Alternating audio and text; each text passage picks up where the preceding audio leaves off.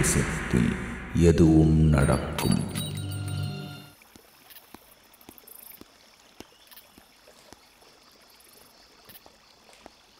போலாமா? காஃபி.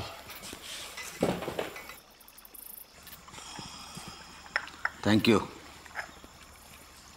காளிமுத்து, நம்ம டிவிஷன் எவ்வளோ பெருசு? பெருசாக ஒன்றும் இல்லை, 99 ஸ்கொயர் கிலோமீட்டர். எத்தனை ரேஞ்ச்? பேருக்கு 4, ஒரு ரேஞ்சர் கூட கிடையாது. ஏன்?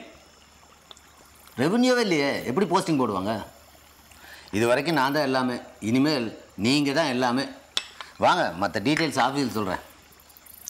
கந்தையா, தம்பி படுத்துருக்கான், அவனுக்கு காஃபி கொடுத்து எழுப்பு. இல்லைன்னா மத்தியானம் வரைக்கும் தூங்கிட்டு இருப்பான். அப்புறம் அவன் எழுந்து கேட்டால் நான் ஆஃபீஸில் இருக்கேன், அங்கே வர சொல். எப்படி சொல்லுவான்? ஓ சரி.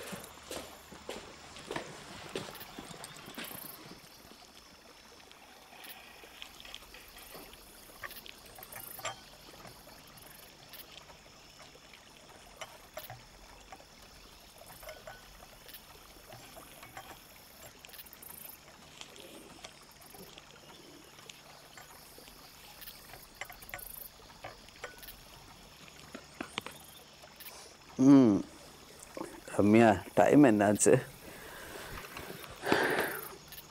ரம்யா, காஃபி ரெடியா?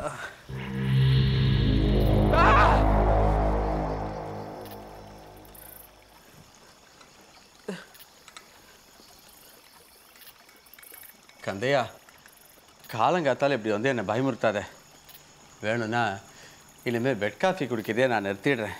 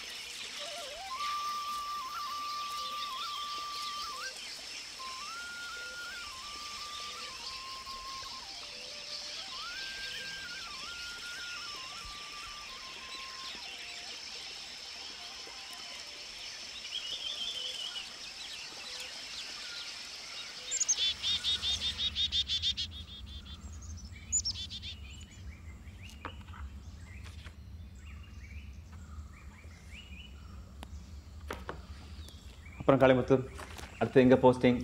வால்பாறை டிவிஷனில் போட்டிருக்காங்க. நல்ல டிவிஷன் ஆச்சே. என்ன சார் நல்ல டிவிஷன்? சினிமா ஷூட்டிங்க்கு வர்றவங்க போடுற பான்பராக் பேக்கெட்டையும் காப்பி கப்பையும் பொறுக்கிறதுக்குமே அங்கே நேரம் சரியாக இருக்குது. ஒரு 2 மினிட்ஸ் வெயிட் பண்ணுங்கள். கடைசி ஃபைலு இதில் சைன் பண்ணிட்டு சார்ஜ் போட்டு ஹேண்ட் ஓவர் பண்ணிடுது. Okay, take you time.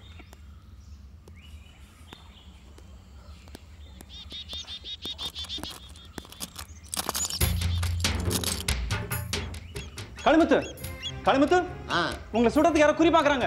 அப்படியா? நீங்கள் வாங்க. நிச்சயமா தான் காளிமுத்து, உங்களை சுடுறதுக்கு 3 பேர் குறி பார்க்குறாங்க. குனிங்க குனிங்க. அவங்களாம் சுட மாட்டாங்க, அப்படி தான் குறி பார்ப்பாங்க. ஏன் டென்ஷன் ஆகுறீங்க? ரிலாக்ஸ். யார் அவங்க? அவங்களா? அவங்க ரொம்ப பெரியவங்க. தினமும் காலையில் கரெக்டாக 10 மணிக்கு இப்படி தான் வந்து நிற்பாங்க. கரெக்டாக குறி பார்ப்பாங்க, ஆனால் சுட மாட்டாங்க, போயிடுவாங்க. கோவிந்தன், ஐயா இங்கே யாரோ துப்பாக்கி வச்சுட்டு என்னை குறி பார்த்துட்டு இருக்காங்களா? அந்த 10 மணிக்கு ஊத்துங்களா? நீங்கள் போகிற அன்னைக்கு கூடவா? நான் பார்க்கல, ஐயா தான் பார்த்துருக்காரு. ஐயா பார்த்தாரா?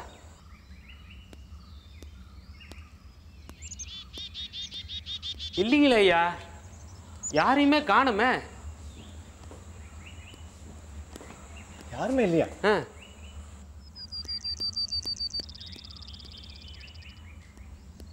இப்போதானே பார்த்தேன் நான். பார்த்துருப்பீங்க. எனக்கு தான் யாருமே தெரிய மாட்டேன்றாங்க. கோவிந்தன் ஐயா, அந்த லக்கேஜெல்லாம் எடுத்துக்கொண்டு ஜீப்பில் வச்சுரு, அப்படியே நாக்கிரப்பேட்டையில் என்னை ட்ராப் பண்ணிடு. சரிங்க ஐயா.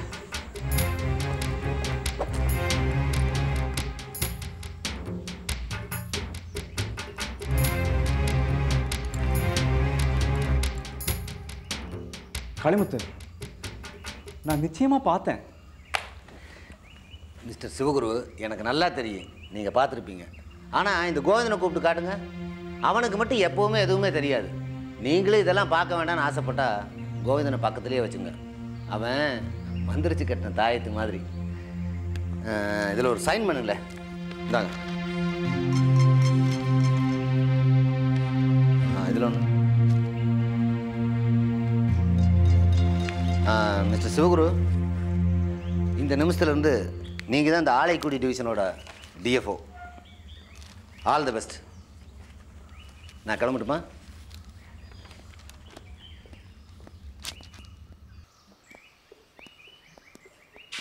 கோவிந்தன். காளிமுத்து, அவங்களாம் யாரு? ஏன் உங்களை துப்பாக்கியால் சுடுறது குறி பார்க்குறாங்க? எதுக்கு இந்த நாடகம்? அவங்க தான் அந்த வானத்து மனுஷங்க. வானத்து மனுஷங்களா? அந்த நாடிமுத்து சொன்னானே அவங்களா? ஆமாம். அவங்களாம் இந்த காட்டுக்குள்ளே என்ன பண்ணுறாங்க? அதெல்லாம் நீங்கள் தான் கண்டுபிடிக்கணும். நான் காட்டுக்குள்ளே இருந்த 5-6 வருஷத்தில் அவங்களால எனக்கு எந்த தொல்லையும் இல்லை. அதனால் நான் அதை பற்றி விசாரிக்கல. உங்களுக்கு ஏதாவது தொல்லையாக இருந்ததுன்னு வைங்க, நீங்கள் விசாரிங்க. போமா கோவிந்தன்.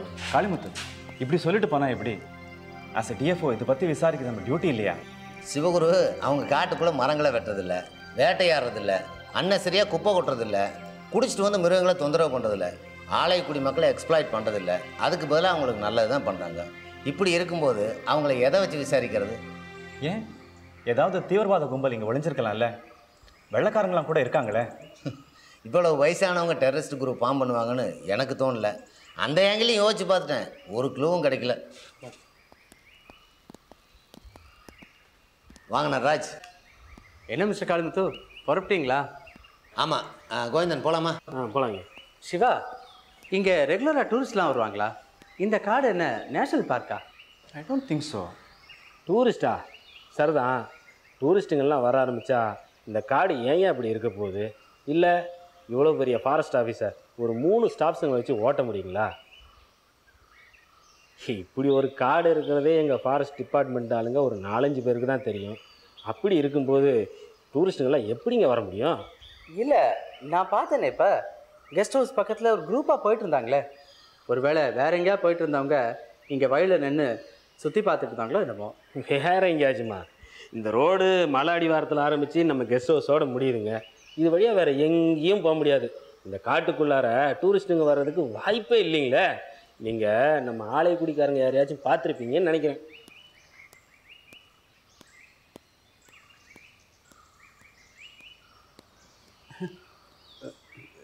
இல்லை மிஸ்டர் காளிமுத்து, நான் நிச்சயமாக பார்த்தேன். Nataraj, if you don't mind, எனக்கு ஏற்கனவே லேட் ஆச்சு. இன்னும் 45 நிமிஷத்தில் அடிவாரத்துலேருந்து ஒரு பஸ் கிளம்புது. இதை விட்டேன்னா 2-3 பஸ் மாறி போகணும். அதுவும் நாளைக்கு தான். தப்பாக நினச்சிக்காதீங்க. நான் கிளம்பட்டுமா?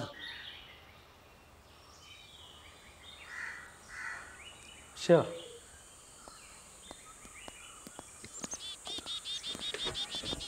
ஓகே மிஸ்டர் சிவகுரு, சந்திப்போம் இன்னொரு 12 வருஷம் கழிச்சு. Bye. Bye mister Nataraj. Bye sir. Have a good journey. Thank you.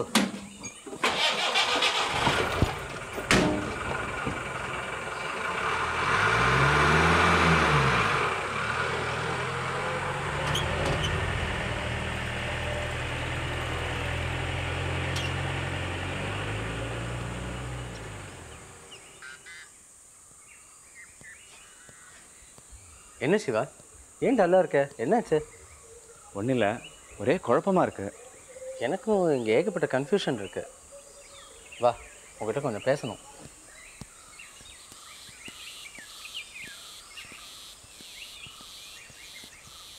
Siva, நான் கெஸ்ட் ஹவுஸ் பக்கத்தில் நிச்சயமாக டூரிஸ்ட்டுங்களை பார்த்தேன்.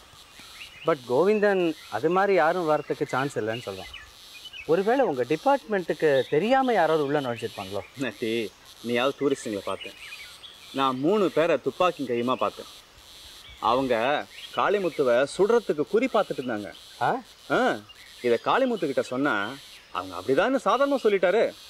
அவங்க யார் என்ன எதுவும் சொல்லாமல் சார்ஜை ஹேண்ட் ஓவர் பண்ணுறதுலே குறியாக இருந்தார். துப்பாக்கி கைமா பார்த்தீங்க? ஆமாம் நட்டி, அதுவும் ஆஃபீஸ்க்கு வெளியவே. Strange, very strange.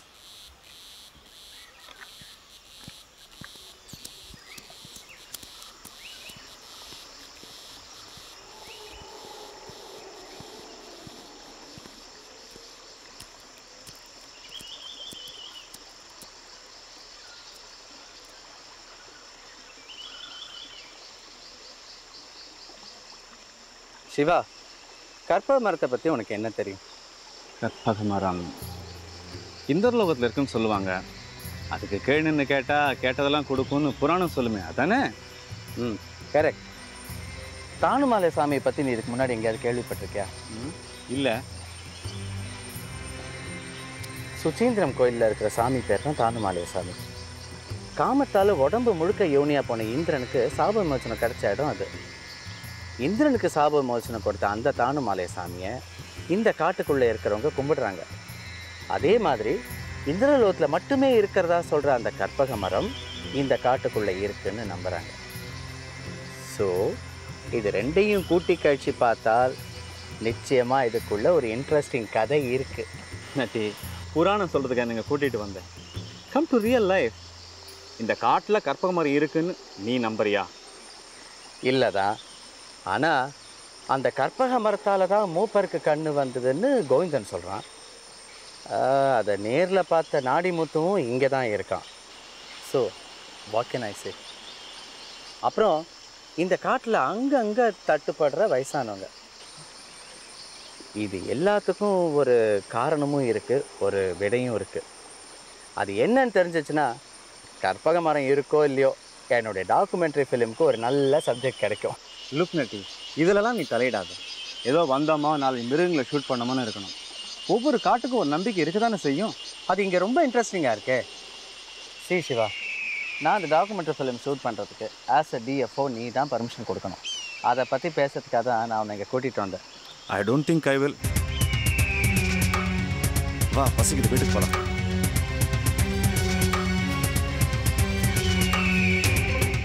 நட்டி வாடா. சிவா, அங்கே என்ன? அங்கே தோளில் பணத்தை போட்டுட்டு ஒரு உருவம் போச்சு.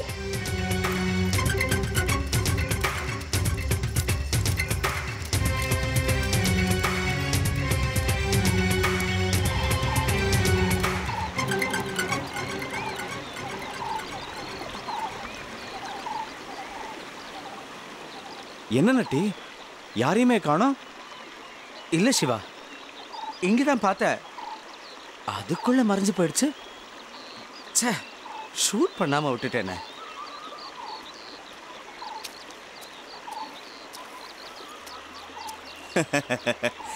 ஆட்டை தோள் மேலே போட்டு ஒரு பெரியவர் வராரு. அவரை பார்த்துட்டு பணத்தை தோள் மேலே போட்டுட்டு ஒரு உருவம் போகுது. நீ அகோரசாமின்னு நினச்சிட்டியா?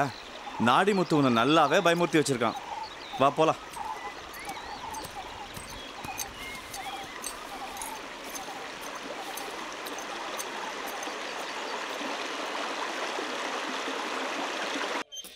தலை பிரித்து போடுங்க, நல்லா பிடிச்சி வச்சுருங்க. வேறு இந்த பட்டையெல்லாம் உடச்சி போடுங்க. இதெல்லாம் நல்லா பிரித்து போட்டுங்க.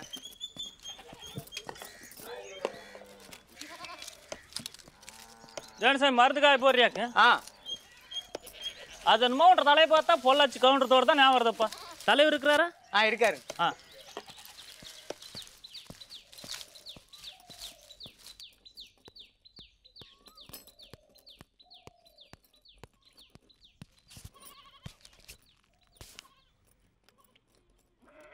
தலைவரை உள்ள வரலாங்களா? யாரு? நான் தானுங்க நாடிமுத்து. வைத்தியம் பார்த்துட்டு இருக்கும்போது பேசப்படாதுன்னு உங்ககிட்ட சொல்லியிருக்கேனோ இல்லையோ?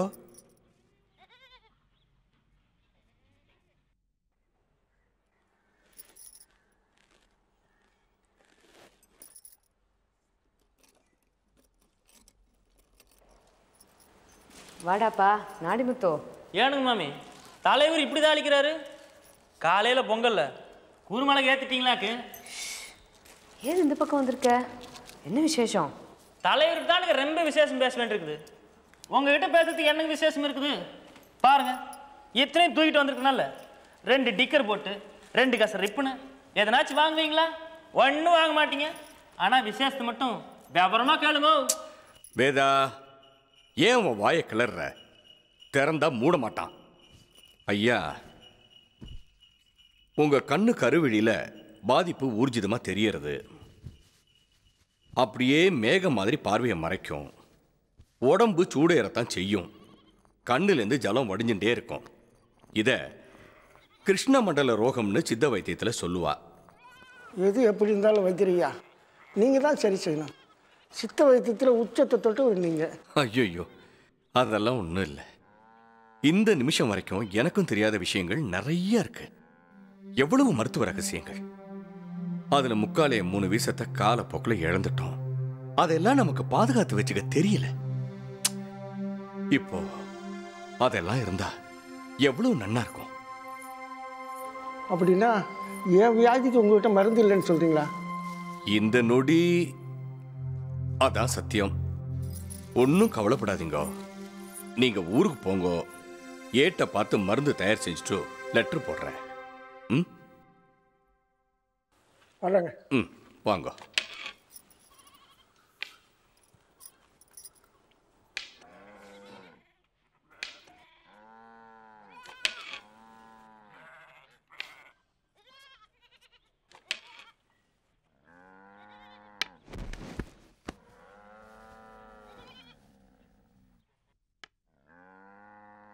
தலைவரே, உங்களுக்கே மருந்து தெரியலீங்களா? ஆச்சரியமா இருக்குது. தெரியும்டா, தெரியும். அகத்தியர் குணவாகனத்தில் இந்த வியாதியை பற்றி சொல்லியிருக்கு. ஆனால் மருந்து பக்குவத்தை பற்றி சொன்ன ஒரு ஏடு மட்டும் என் அண்டை இல்லை. அதனால நீங்களே ஒரு மருந்தை கண்டுபிடிச்சி சரியா இருக்குதா இல்லையான்னு யார் கண்ணிலையாச்சும் போட்டு பார்த்துட வேண்டியதானுங்களே. அப்படியா? வேதா, அந்த ஆசிட்டேடு இவங்க கண்ணிலேயே போட்டு பார்த்துடலாம். மாமி நில்லுங்க. அவர் கிணத்துல குதிக்க சொன்னா கண்ணை மூடி குதிச்சுரிங்க போட்டிருக்கு. தேனுங்க மாமி எப்படி இருக்கிறீங்க? ஓ, என்ற கண்ணை சொல்லிங்க. போனாரல்லுங்க பெரியவர், அவர் கண்ணை சொன்னனுங்க. அதான் 2 கண்ணு இருக்குதாலுங்க. ஒரு கண்ணில் போட்டு பார்க்குறது, போனால் ஒரு கண்ணு தானுங்களே. டேய், வந்த விஷயத்தை மட்டும் பேசு. ஆமாம், என்னாண்ட என்னவோ நிறைய விஷயம் பேசணும்னு சொல்லிட்டு இருந்தியே, என்ன? நானும் மாமியும் பேசிக்கிட்டு இருந்தது காதல் விழுந்துச்சாக்கு. வா உக்காரு. பாருங்க பாருங்க.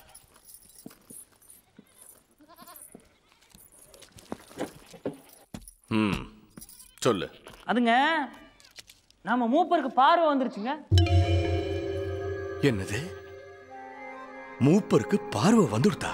ஆமாமுங்க, எல்லாம் அந்த கற்பக மரத்தோட தயவு தானுங்க. நானே என்ற கண்ணால பார்த்துங்க. டேய், இன்னைக்கு உனக்கு விளையாடுறதுக்கு வேற யாரும் கிடைக்கலையா? ஆமாமுங்க, நமக்கு ரொம்ப தேவைங்க. இங்க திருவிளையாடல் படம் ஓடுதுங்க. நீங்க சிவபெருமானுங்க, நான் நாரதருங்க. கோ என்ற தலைவருக்கு அப்புறம் உங்களை தானுங்க நான் தலைவரேன்னு கூப்பிடுறது. உங்ககிட்ட நான் விளையாடுவேனுங்களா?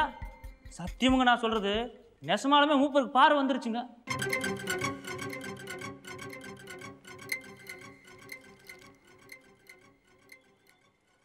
அப்படியா?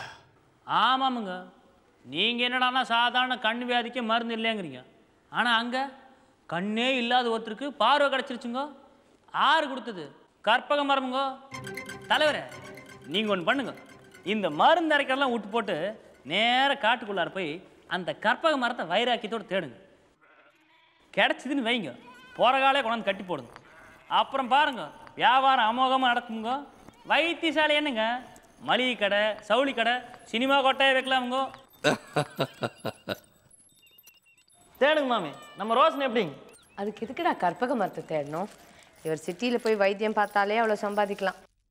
வேதா, இல்லை, என் ஆசையே சொன்னேன்.